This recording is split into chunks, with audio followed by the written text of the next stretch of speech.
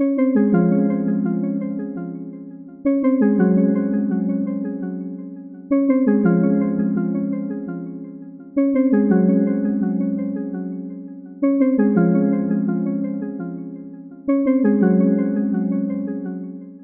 was a really grueling 7 days. I don't think I stopped thinking about food in the 168 hours of the Welfare Food Challenge. I felt socially isolated, sad, depressed, desperate, and at times hopeless. The only thing that kept me going was that I knew that it was going to be over in 7 days, but unfortunately it's not the case for other people. I found the experience very isolating. There's so much of our culture is, like, the social aspect of it revolves a lot around food, whether it's going out for dinner with friends or even just cooking with your family. Holidays, celebrations usually have some sort of traditional meal. It was really, really hard to be around people who were eating like a lot of good food. Like example, like I'd be around my family and they'd be having like Chinese food and I couldn't have any of it.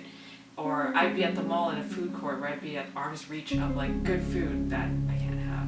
My grandparents actually visited during the challenge as well, and you know, I did go out for dinner with them. You know, there's just, I didn't want to invite them to eat in because, you know, I couldn't share my food. It's not like I could invite them over and cook dinner for them because I didn't have enough money to do that. And I don't think they would want to, you know, have my barley and cabbage. It's really irritating to see people come in with food all the time and not being able to have any of it, and coming home to, you know, some potatoes and lentils again. Seeing what people buy on a daily basis really was hard to grasp, because they would be bringing in $20 worth of food that might be only 3 items, but I had to think about what I could buy with $21.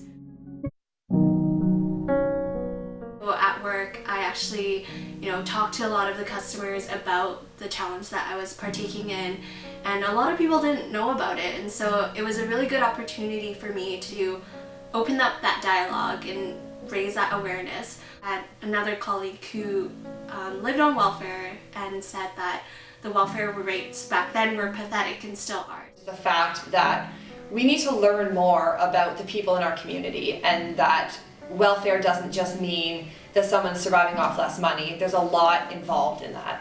I have been fortunate enough to come from a background where I have had enough, and I'm living in a situation where for me the only thing that I was considering was living off of $21, but nothing else in my life. A person needs to be properly nourished just to be able to, you know, do things on a regular basis. For those of us who come from families who are well fed or who have like access to food all the time, it's really hard for us to think that people who are always hungry are always thinking about food. I think the biggest thing for me is that I learned that I want to do more to be an advocate for this issue. I just want to make sure that, again, like as a future dietitian, that food insecurity is always part of the conversation, no matter what area of practice you're in, because it affects so many people. People don't choose to go on welfare, and there isn't enough support out there to help people that are on welfare.